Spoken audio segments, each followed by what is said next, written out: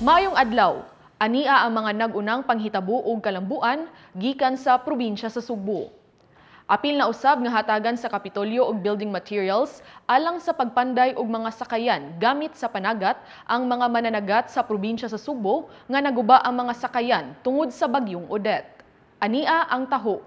Hatagan usab sa Kapitolyo og mga materyales, pagpurma pag-usab sa ilang mga sakayan gamit sa panagat ang mga mananagat sa probinsya sa Sugbo. Gitagbo ni Gobernador Gwen Garcia ang mga dagkong mga hardware sa probinsya sa Sugbo ni adtong Enero 31. Kay mopalit na usab og bulto ang probinsya og mga materyales nga ipang-apod-apod sa mga mananagat.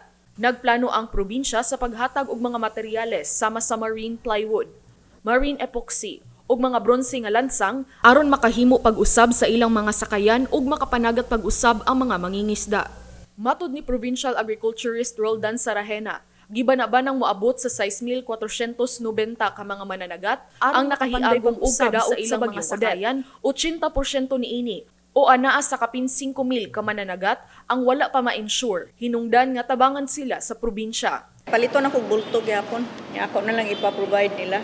Dili na katong card i-provide, ikuha na lang gyud coupon nga ilang Adto na ko ibutang sa LGUs. Gawas niini ang mga mananagat ug kadtong mga nanag-iya ug mga bangka alang sa tourism-related activities nga naguba usab. Gipaubos-sab sa probinsya sa Enhanced Countryside Development kun ECD program. Diin makahulam sila og kwarta sa mga government banking institutions sa mubo nga interes.